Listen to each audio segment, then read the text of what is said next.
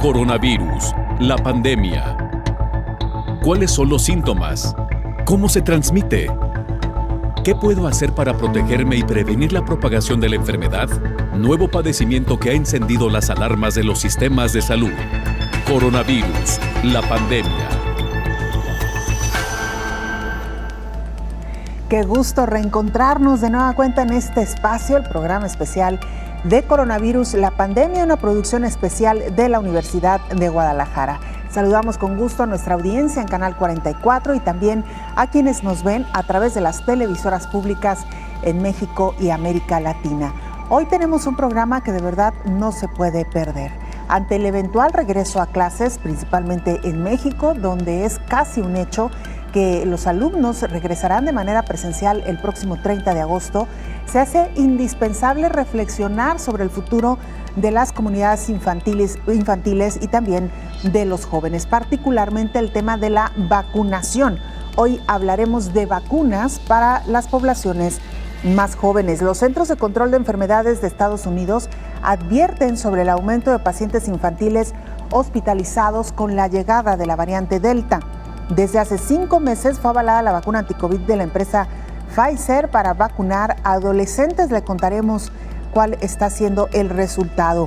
Organismos internacionales señalan que los adolescentes cumplen con los requisitos para recibir la vacuna contra COVID-19, pero aclaran que niñas y niños menores de 12 años todavía no están dentro de los grupos autorizados.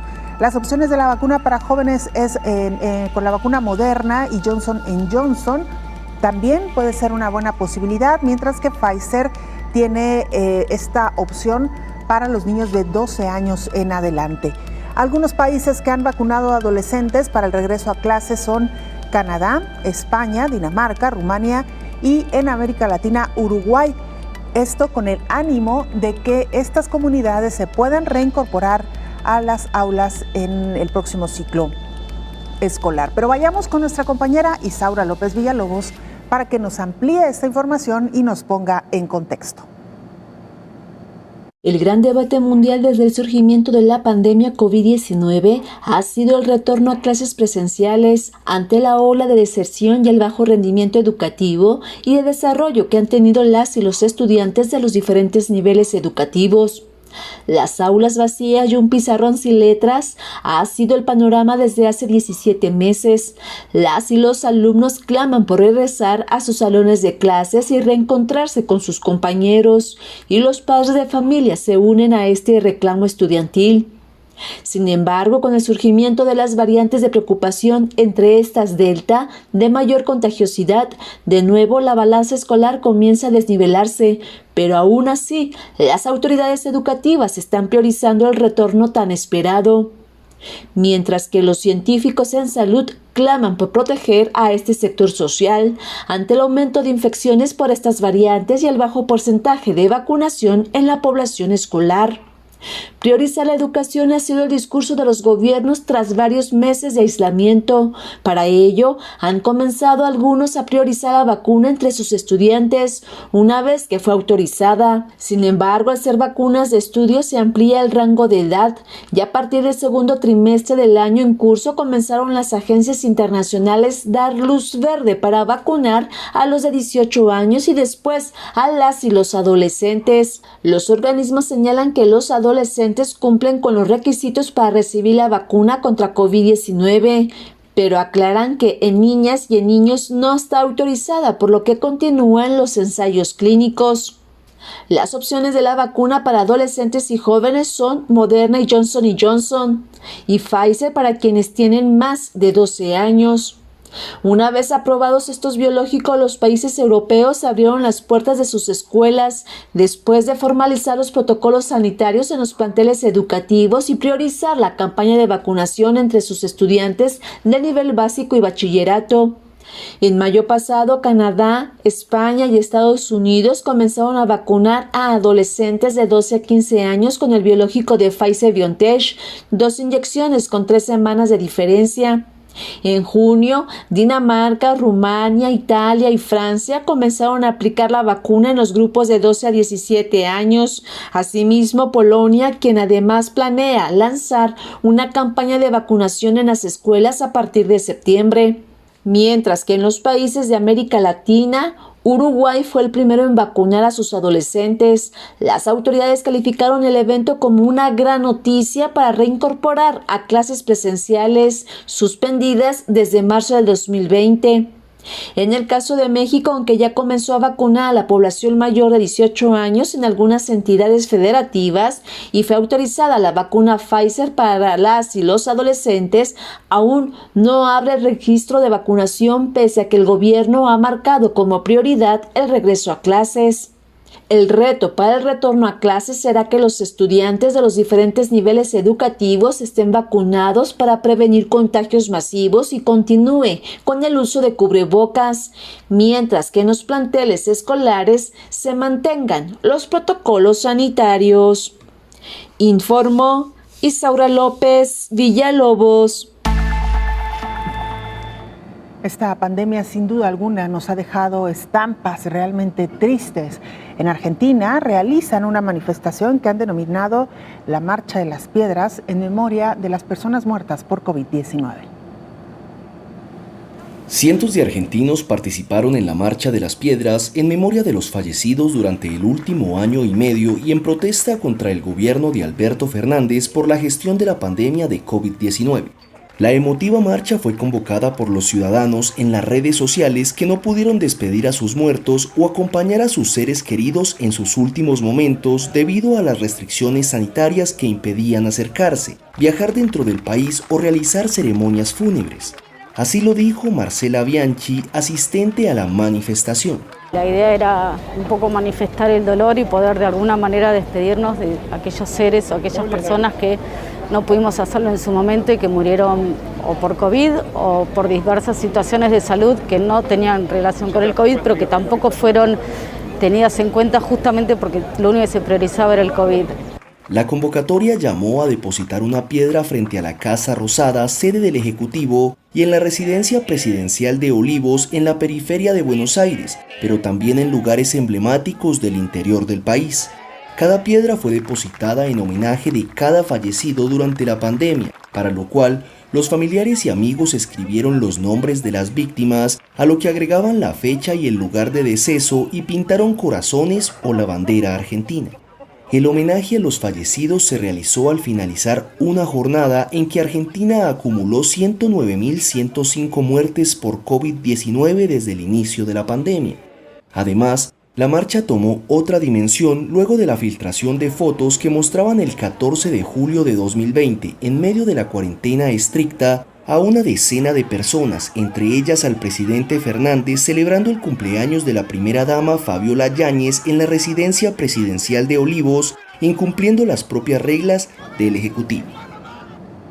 Y en otras historias, condenan a la portavoz de Navalny a 1 año y medio de libertad vigilada por incitar a violar las restricciones sanitarias que se impusieron en medio de esta pandemia. Kira Yarmysh, la portavoz del líder opositor ruso Alexei Navalny, ha sido condenada por un tribunal de Moscú a 1 año y medio de libertad vigilada por, según dice la sentencia, incitar a violar las restricciones sanitarias contra la COVID-19 durante las manifestaciones opositoras que sacudieron Rusia a principios de año. Una resolución que será recurrida por su abogada. La libertad vigilada es una pena que obliga al sentenciado a cumplir una serie de limitaciones, obligaciones, prohibiciones o reglas definidas por el tribunal en cada caso concreto. Durante el tiempo de su condena, Yarmysh no podrá participar en manifestaciones o protestas, cambiar de vivienda sin autorización o salir de Moscú sin el permiso de las autoridades competentes. Además, no podrá salir de su domicilio entre las 10 de la noche y las 6 de la mañana y deberá presentarse una vez al mes ante el Servicio Penitenciario Federal de Rusia. Entre enero y abril de 2021, miles de rusos salieron en reiteradas ocasiones a las calles de más de un centenar de ciudades del país para participar en manifestaciones pacíficas que reclamaban la liberación de Navalny. Las autoridades rusas declararon ilegales estas protestas, las reprimieron violentamente y abrieron numerosas causas penales contra sus organizadores y participantes. Mientras tanto, especialistas hacen un llamado a los padres de familia para que, independientemente de que los niños reciban vacunas específicas contra COVID, tomen en cuenta las medidas de higiene y uso de cubrebocas. Deben completar los esquemas de vacunación, incluso también de otras enfermedades. La Organización Mundial de la Salud señala que durante la pandemia cayó la cobertura de vacunación de manera alarmante. La crisis sanitaria originada por la pandemia de COVID-19 propició una caída de al menos 25% en las coberturas de vacunación de otras enfermedades en América Latina. En México, la cifra es mayor. Se calcula que hubo un descenso entre un 30 y un 35%. Actualmente, 80 millones de niños en el mundo de entre 0 y 9 años de edad se encuentran en riesgo de contraer enfermedades que en muchos países ya estaban erradicadas, como la poliomielitis o la difteria. El desafío en la actualidad es evitar la reemergencia de enfermedades controladas como el sarampión y la difteria, según datos de la Organización Panamericana de la Salud. Durante 2020, 9 países de la región registraron 8.726 casos confirmados de sarampión, entre ellos 11 defunciones, y otros 5 países reportaron 80 casos confirmados de difteria, entre los que hubo 21 defunciones.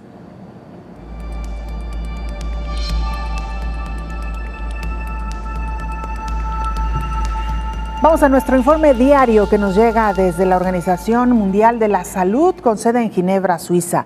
Es nuestra compañera Raquel Cinca quien nos lo presenta. Raquel, qué gusto escucharte. Adelante con el reporte. Hola, ¿qué tal? Buenos días, Belén, y buenos días a todo el auditorio de Canal 44. Las cifras acumuladas del COVID-19 en el mundo nos dicen que son ya 207 millones las personas infectadas y 4.360.000 las fallecidas. En la última jornada se han notificado 460.000 nuevos casos y 8.500 muertes. Son datos de la Organización Mundial de la Salud. América es la región del mundo más afectada, con más de 80 millones de casos y 2 millones de fallecidos. Le sigue Europa, con 62,6 millones de contagios y 1,2 millones de muertos. Y por países son 3 los más afectados, tanto en casos como en fallecimientos. Ya lo hemos dicho en otras ocasiones, son Estados Unidos, la India y Brasil. La OMS ha informado también en las últimas horas de que son casi 4.500 los millones de dosis de las vacunas que ya se han administrado en todo el mundo. Por cierto, una novedad respecto a este proceso de vacunación. Estados Unidos planea ya anunciar que casi todos sus ciudadanos deben recibir una dosis de refuerzo de la vacuna contra la COVID 8 meses después de haber sido inmunizados. Se trata de una nueva fase en la campaña que podría comenzar a mediados de septiembre, según han informado tanto The New York Times como The Washington Post. Otra novedad nos llega del Reino Unido. Desde este lunes, aquellas personas completamente vacunadas que sean identificadas como contacto estrecho de un positivo ya no van a tener que hacer 10 días de cuarentena, algo que para muchos británicos había sido una auténtica pesadilla. Y acabamos hoy en Francia. Por quinta semana consecutiva, decenas de miles de franceses han protestado en las calles de varias ciudades contra las medidas para frenar el coronavirus. Centran sus críticas en la implantación del pase sanitario. Se trata de un código que las autoridades francesas emiten digitalmente y que permite asistir a cines, museos, trenes, también a los hospitales y a otros espacios públicos. Reportó desde Europa Raquel Cinca para el programa Coronavirus, la pandemia. Vamos a hacer una pausa brevísima. Regresamos con mucha más información.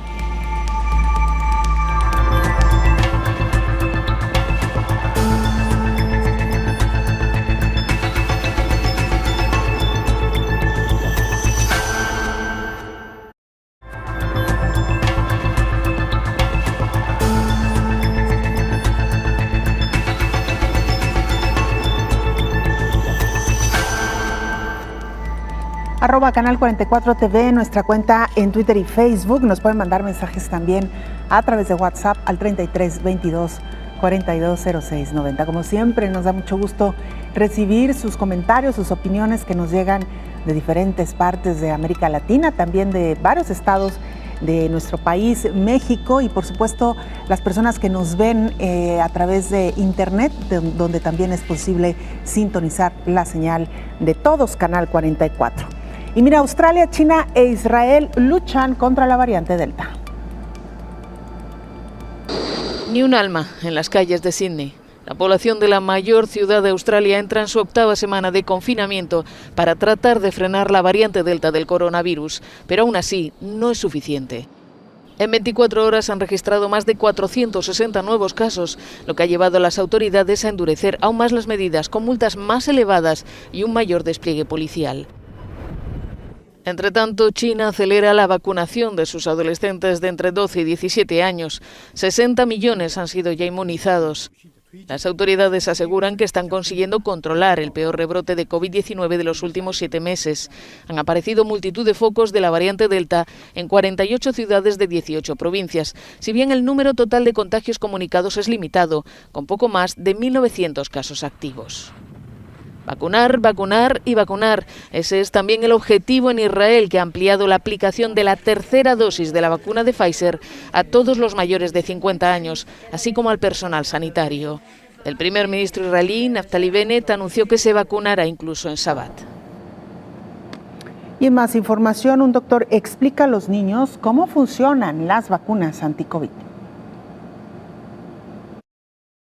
Las vacunas anti-COVID le enseñan a tu cuerpo cómo combatir las enfermedades. Lo hacen colocando una pequeña parte del germen que causa esa enfermedad, de la que se necesita protección, o algo que se parece al germen dentro de tu cuerpo.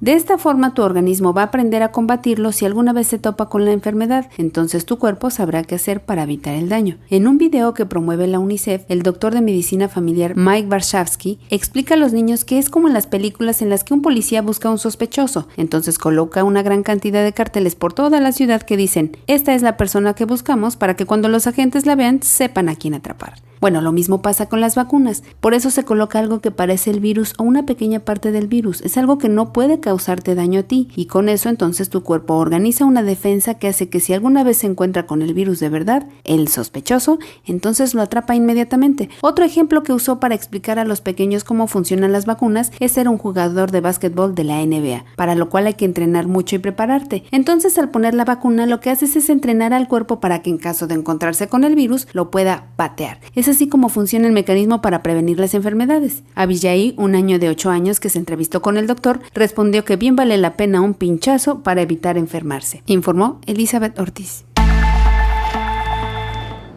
Qué manera tan lúdica y bonita de acercar a los niños esta información que sin duda alguna hoy por hoy se ha vuelto más que valiosa, indispensable. Vamos ahora a Japón. Nuestra compañera María Roldán, corresponsal de la agencia EFE, nos reporta desde ahí. María, te escuchamos. Adelante con la información. Hola, ¿qué tal? Buenos días, Belén. Buenos días a todo el auditorio de Canal 44. Japón atraviesa su peor ola de coronavirus desde que estallara la pandemia. Los casos diarios están en niveles récord. La semana pasada se superaron por primera vez las 20.000 infecciones a nivel nacional y solo en la capital, Tokio, los contagios llevan rondando o superando los 5.000 desde hace varios días. Aunque las cifras de Japón contrastan con los elevados números de otros territorios, el rápido ritmo de aumento ha generado preocupación porque está llevando al límite al sistema sanitario. Prácticamente todas las camas destinadas a pacientes de COVID están llenas, lo que ha llevado a negar en principio la hospitalización para aquellos que no requieran asistencia respiratoria urgente. El archipiélago mantiene desde julio y hasta finales de agosto un estado de emergencia que conlleva ciertas restricciones al horario comercial de restaurantes y bares y a la venta de alcohol en estos establecimientos. No obstante, estas restricciones son de cumplimiento voluntario, al igual que las peticiones para evitar salidas innecesarias a la población, que cada vez se muestra menos cumplidora.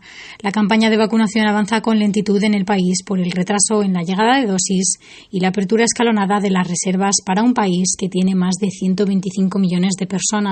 Hasta el momento, algo más del 49% de la población ha recibido al menos una dosis, mientras que un 37% ha recibido la pauta completa, principalmente mayores de 65 años, lo que ha disparado los casos graves entre las personas de entre 30 y 50 años.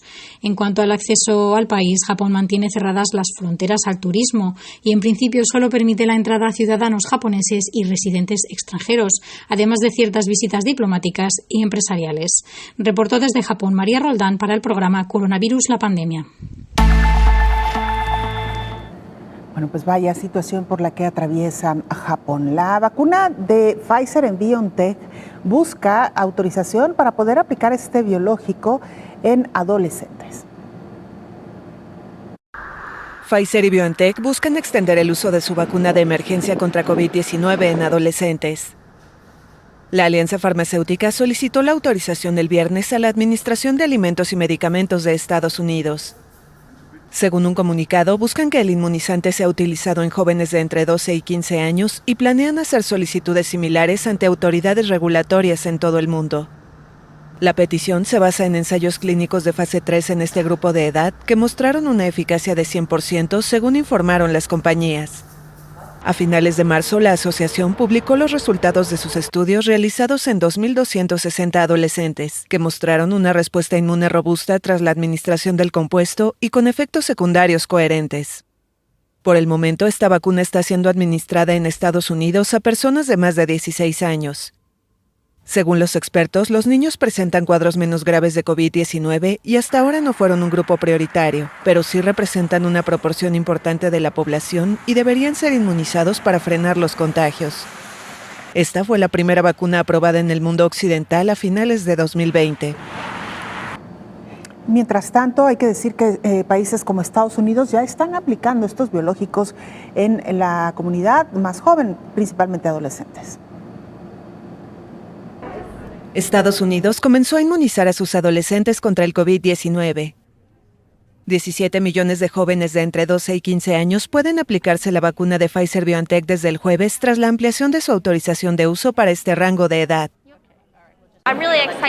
Estoy muy emocionada de volver a la escuela de tiempo completo y poder volver a tocar en la banda normalmente. Estoy muy emocionada de volver a ver a mis amigos y no tener que preocuparme por contagiarnos de COVID entre nosotros, así que también me quita algo de ese estrés.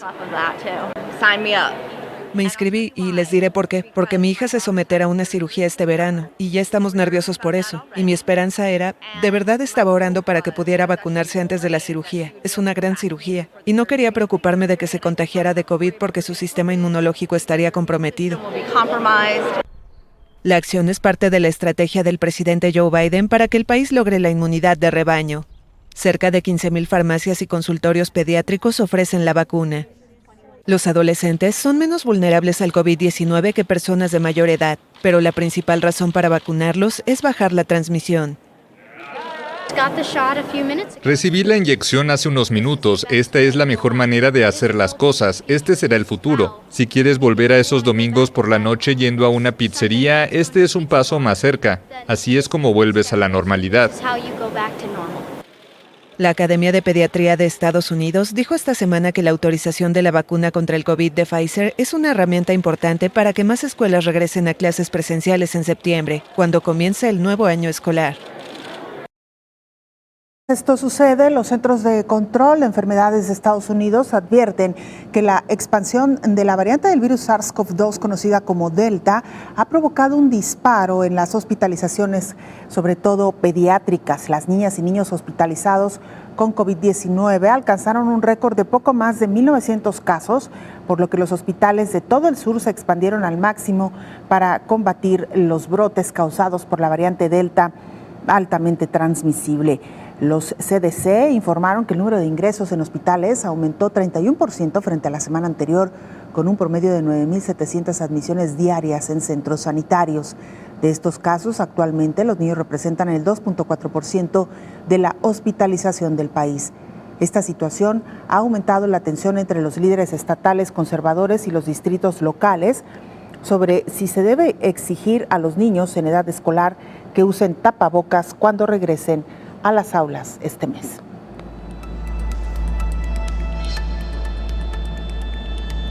Sin duda alguna, uno de los grandes debates, los niños deben o no usar también los cubrebocas. La respuesta es sí. La otra pregunta que surge es ¿cuánto tiempo pueden y deben de portarlo? Hay que recordar que las jornadas escolares pues muchas veces superan incluso las 5 o 6 horas en los planteles.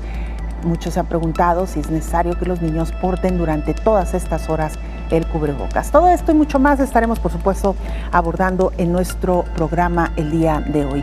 Un pediatra español llama a los adolescentes a vacunarse contra COVID-19.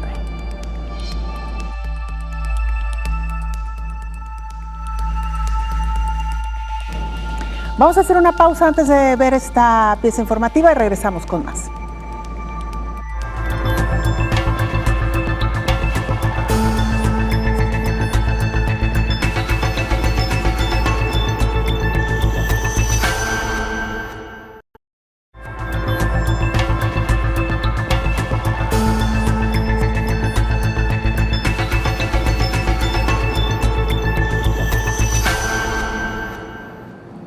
Te presentábamos esta pieza informativa antes de irnos a la pausa. Un pediatra español llama a los adolescentes a vacunarse. El especialista José Serrano, miembro del Comité Asesor de Vacunas de la Asociación Española de Pediatría, pidió a los mayores de 12 años que se vacunen por 2 motivos. El primero de ellos, por su propia seguridad. Explicó que afortunadamente cuando los más jóvenes se contagian, no adquieren la COVID con la misma intensidad ni con la misma frecuencia que los adultos, pero eso es la norma general, lo cual no quiere decir que no puedan acabar en una unidad de cuidados intensivos o con COVID prolongado. Pero al vacunarse, cualquiera de esas posibilidades disminuye. Además, hay que vacunarse para proteger a mamá y papá, dijo. Cuando nos vacunamos, creamos una pantalla de protección a nuestro alrededor y también a su alrededor, y evitamos que el virus circule con la facilidad que él está haciendo ahora. Por lo tanto, cuando nos vacunamos por estos 2 factores, sabemos que estamos haciendo un acto de responsabilidad, estamos haciendo un acto de solidaridad, y estamos demostrando nuestro apoyo a la ciencia. Desde el 28 de junio, la Agencia Europea del Medicamento autorizó el uso de la vacuna Pfizer y BioNTech para la población de 12 a 15 años, informó Elizabeth Ortiz. Vamos a la línea telefónica para saludar al infectólogo Héctor Raúl Pérez Gómez. Doctor, qué gusto saludarlo y qué gusto escucharlo. ¿Cómo está? Hola, ¿qué tal, Belén? Buen día, qué gusto de igual forma saludarte y saludar a nuestra amable audiencia. Buen día.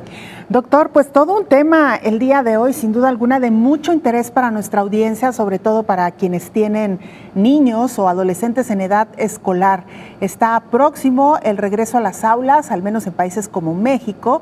Se ha autorizado ya el regreso presencial, claro, con algunas medidas, con algunas reglas, pero finalmente los niños tendrán que volver a las aulas y muchos padres de familia hoy por hoy están en la incertidumbre, doctor, de si es seguro enviarlos o no a las aulas. Bueno, siempre existirá un riesgo, Belén. Indudablemente que la pandemia, cuando se encuentra con actividad intensa en cuanto al número de contagios que se generan en la comunidad, genera un riesgo, y particularmente un riesgo cuando se vuelven actividades diversas que generan mayor convivencia, y una de ellas pues es la actividad escolar de forma presencial. Entonces, ese riesgo está ahí, ese riesgo existe y se tienen que adoptar medidas muy disciplinadas, muy disciplinarias para poder evitar este riesgo. Los protocolos que se deben implementar deben estar además perfectamente identificados por toda la población escolar, y cuando hablo de toda la población escolar no me refiero solamente a los alumnos y a los profesores, también me refiero a los propios padres de familia que forman parte de una comunidad, y me refiero a personal de áreas administrativas, de áreas de servicio, porque en un momento dado todo este conjunto de personas conviven en una actividad tan importante como es precisamente la actividad educativa. Claro. Doctor, este tema nos lleva sin duda alguna a otra inquietud y otra preocupación también de algunos padres de familia, y tiene que ver con la vacunación. Si bien es verdad, algunos laboratorios han comenzado ya a distribuir e incluso aplicar vacunas para los mayores de 12 años, todavía hay algunos países donde se preguntan si es seguro o no aplicar estos biológicos. ¿Qué sabemos en términos generales sobre la vacunación para niños y adolescentes, doctor? Bueno, para niños menores de 12 años se están llevando a cabo en este momento los protocolos, los ensayos clínicos, con buenos resultados preliminares, Belén, pero en relación a los niños o adolescentes mayores de 12 años de edad, definitivamente los resultados fueron muy alentadores, fueron resultados positivos, con excelentes niveles de protección contra enfermedad grave, por arriba del 93% en casi todos los ensayos clínicos de vacunas como Pfizer o de la vacuna de Moderna, y de hecho eso ha llevado a que tanto en los Estados Unidos como en muchos países de la Unión Europea, se haya autorizado el uso de emergencia de la vacuna, particularmente de Pfizer, para los jovencitos adolescentes de 12 años a 18 años. Y tienes toda la razón, sería importante que la mayor parte de población de estos grupos de edad estuviera vacunada antes de el reinicio de actividades escolares presenciales, porque eso generaría mucha certidumbre, mucha seguridad en cuanto a los contagios y por supuesto en cuanto a los riesgos de enfermedad grave en población infantil y en población adolescente.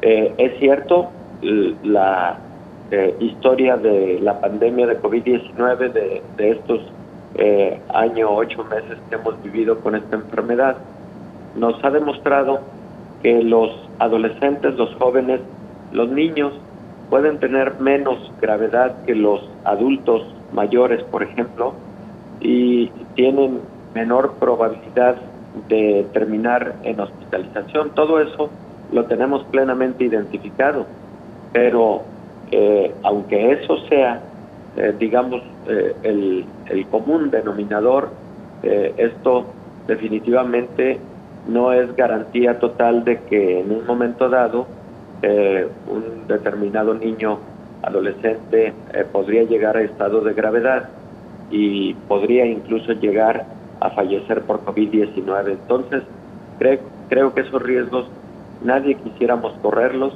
y por lo tanto me parece que sí sería muy, muy conveniente que a nivel mundial se acelerara la vacunación en adolescentes por lo menos de 12 a 18 años también. Y pues terminados los ensayos clínicos de fase 3, se pudiera también ya implementar en los niños mayores de 5 años de edad, porque estoy seguro que estos estudios van a dar excelentes resultados también, con altos niveles de eficacia de las vacunas y con altos niveles de seguridad. Doctor, ya nos explicaba, digamos, el nivel de gravedad de manera general de cómo ocurre esta enfermedad en los niños, pero ¿qué pasa con la transmisión? Muchos padres de familia se preguntan si, a pesar de que, bueno, afortunadamente los niños en un porcentaje alto no están enfermando grave, sin embargo, ¿qué tanto podrían ser transmisores del virus una vez que vayan de las aulas a sus casas, doctor? Fíjate, Belén, que aplica casi la misma regla que en la población adulta. Los niños que tienen poca sintomatología por COVID-19 transmiten menos la enfermedad que los niños que tienen mayor sintomatología. Eso es por un lado, pero también comparativamente los niños transmiten menos la enfermedad COVID-19 que el índice de transmisión que generan los adultos con infección activa por esta enfermedad. Entonces, en ese sentido, aunque epidemiológicamente se tiene estudiado y hay algunos estudios al respecto y sabemos que los niños transmiten, digamos, menos eficientemente la enfermedad que los adultos, pero también hay que recordar que cuando la persona que está en contacto es un huésped o un paciente, una persona susceptible con enfermedades crónicas, etcétera, bueno, ahí el riesgo se incrementa y el riesgo puede ser mayor de transmisión al interior de una determinada familia. ¿Sería recomendable entonces que cuando los niños comiencen a ir, niños y adolescentes comiencen a ir a los centros educativos, doctor, de preferencia pues no convivan con algún familiar que tenga alguna enfermedad asociada, incluso pues supongo aún viviendo en casa, doctor? Es decir, que las medidas tendrán que retomarse con mayor fuerza incluso al interior de las viviendas, doctor. Sí, definitivamente habrá que extender los protocolos de prevención a los espacios familiares, Belén, y precisamente podemos hablar de los protocolos que a nivel internacional se han implementado para reducir los riesgos en el ámbito escolar, pero tienes toda la razón. Un niño que ya está acudiendo a actividades escolares, un adolescente, puede regresar a casa y sí puede transmitir la enfermedad a alguien, por ejemplo, que no está vacunado, un adulto mayor con diabetes, con hipertensión, obesidad, que podría entonces comportarse de forma de infectarse, podría comportarse con gravedad, como lo hemos comentado en diversos momentos. Entonces, ahí, en esos escenarios en particular, sí será conveniente que se guarde un cierto nivel de distancia, pues para evitar cualquier riesgo. Y bueno, de igual manera, creo que es un momento para ser más enfáticos en relación a la vacunación de los adultos y de las personas susceptibles que, como comentábamos ayer, no han acudido a vacunarse. Creo que esta es otra motivación para recibir la vacuna contra la COVID-19, porque si ya más integrantes de la familia, los niños, por ejemplo, estarán en mayor convivencia comunitaria, eso puede representar un riesgo que se puede reducir si toda la familia en un momento dado, o por lo menos los que tienen posibilidad por la edad, se hubieran vacunado, pudieran estar vacunados. Claro. Ahora, doctor, una pregunta que nos han hecho con mucha frecuencia es el uso de cubrebocas, doctor, sobre todo en los más pequeñitos. Hablamos de los niños en edad preescolar. Nos han escrito algunas mamás preocupadas porque, pues como está estipulado dentro de las normas sanitarias, en los recintos educativos se deberá portar el cubrebocas, incluso en los más pequeñitos, pero ¿cuánto tiempo puede un niño permanecer con el cubrebocas, doctor? Y si se deberían de considerar algunos descansos de este, digamos, pues de este cubrebocas durante algunos minutos, algún tiempo, sin que obviamente se ponga en riesgo a los menores. El cubrebocas se utiliza a partir de los 3 años de edad, no antes. De hecho, la mayor parte de agencias regulatorias internacionales así lo sugieren.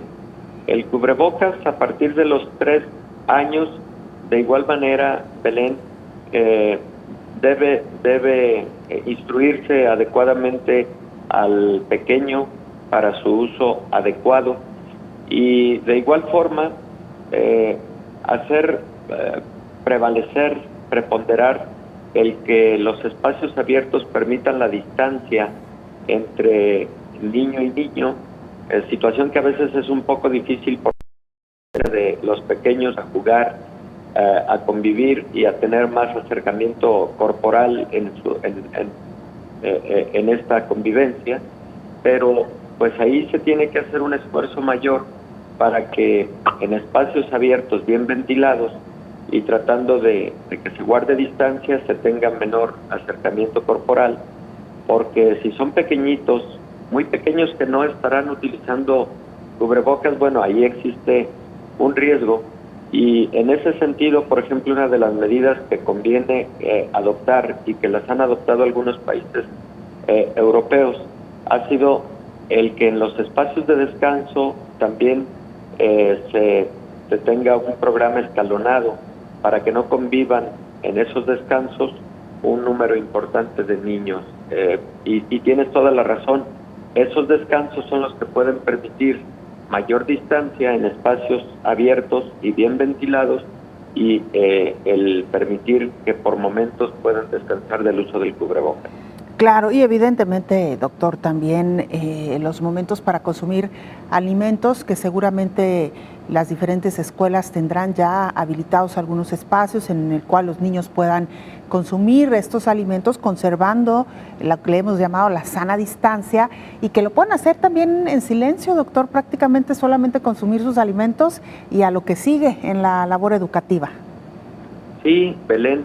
Y ahora que comentas lo relativo al silencio, bueno, entre los protocolos internacionales se sugiere, por ejemplo, el que no se lleven a cabo actividades de carácter, por ejemplo, de corales, de cantar en grupo, porque eso puede incrementar los riesgos de transmisión, está perfectamente demostrado.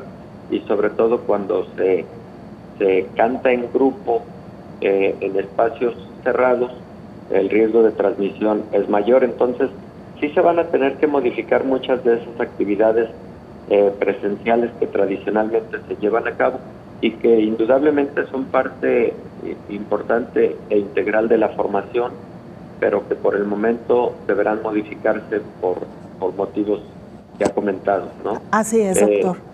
Sí, también las actividades deportivas se deben escalonar y deben ser deportes en donde el acercamiento no genere un riesgo mayor, preferentemente guardando la conveniente distancia. Así es, doctor. ¿Me permite hacer una pausa? Regresamos con más del tema. Vamos a hacer una pausa, regresamos después del siguiente corte.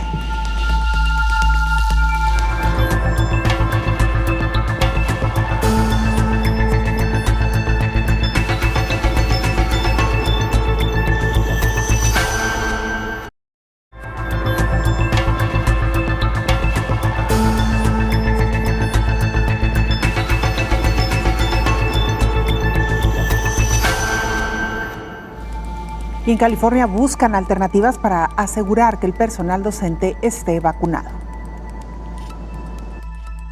California es el primer estado que ordenó que todo el personal de la escuela muestre la prueba de vacunación completa o una prueba semanal. Se trata de darles apoyo a los padres la confianza de que los niños estén seguros a medida que las escuelas regresan al aprendizaje completo y en persona, señaló el gobernador Gavin Newsom en una orden.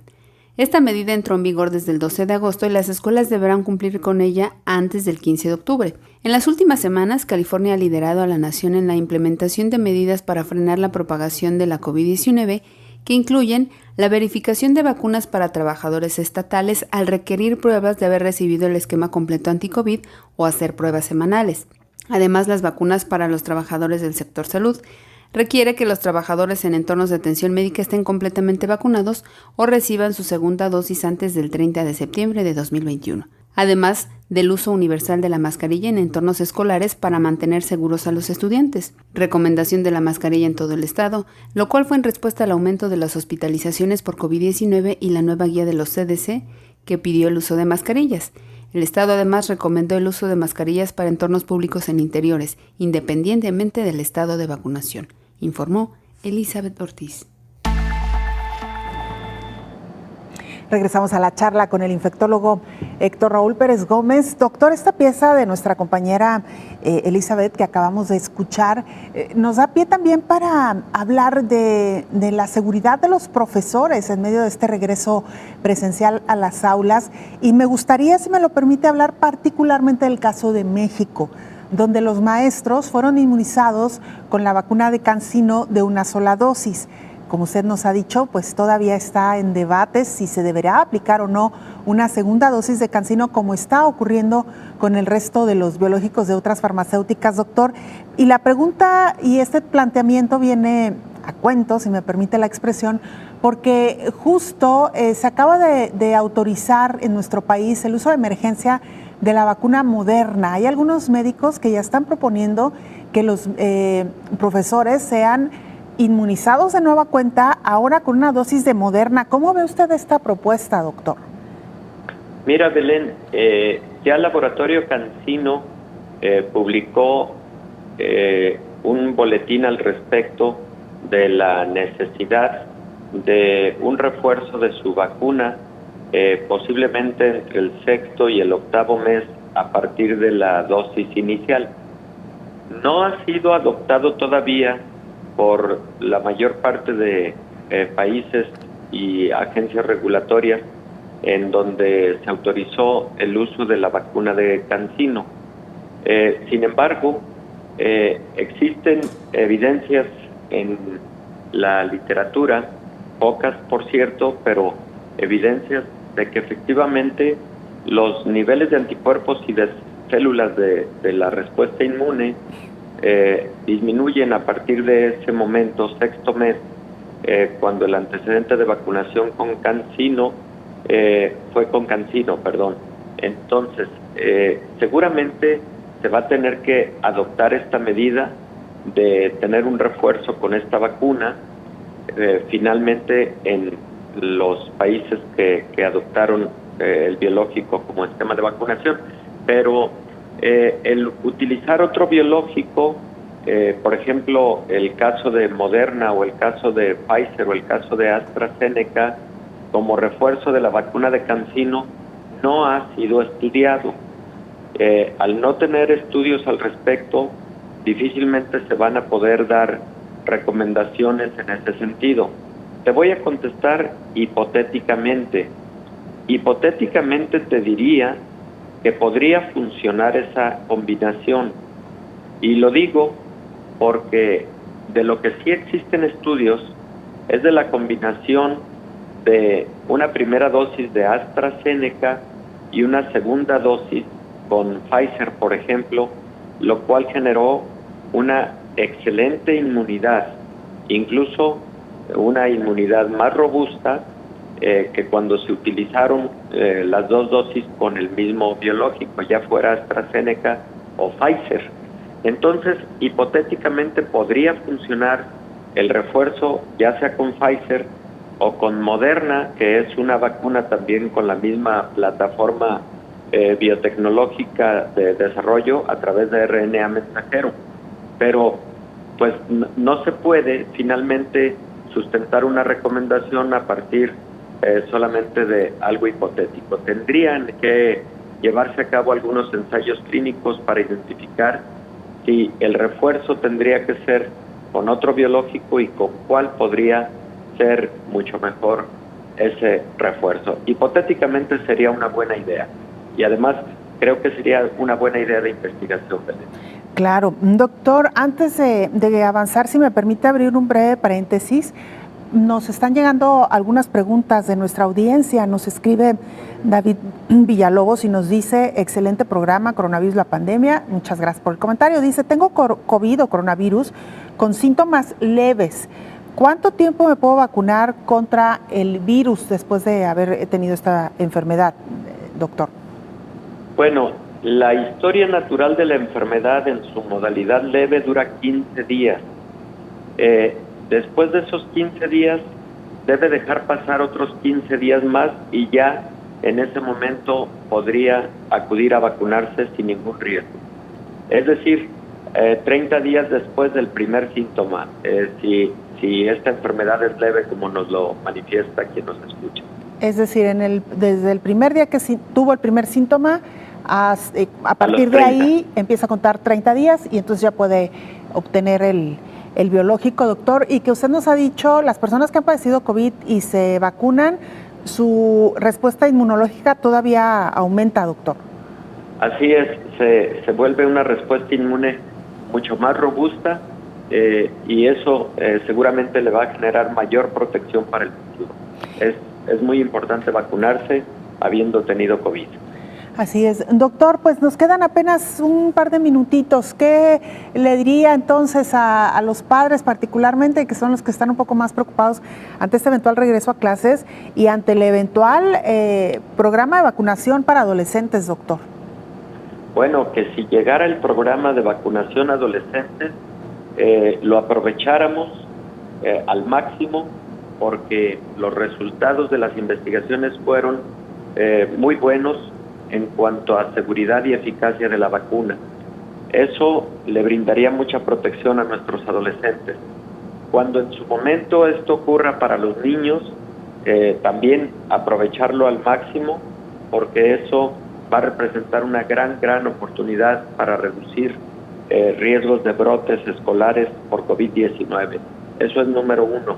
Número dos, las recomendaciones internacionales sugieren, uno, que si las familias identifican a su niño o a su jovencito adolescente con sintomatología, no lo deben llevar a la escuela con sintomatología sugestiva de COVID.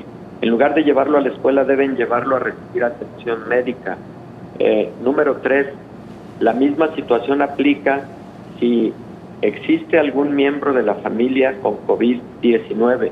El niño no debe acudir a actividades escolares y debe mantener también resguardo o aislamiento hasta que ha transcurrido lo que llamamos periodo de incubación, que son por lo menos 5 días y después de realizar una prueba negativa. Solamente en esas circunstancias podrá acudir a la actividad escolar si existe algún miembro de la familia con COVID-19 activo. Creo que esos detalles no los habíamos comentado todavía, Belén.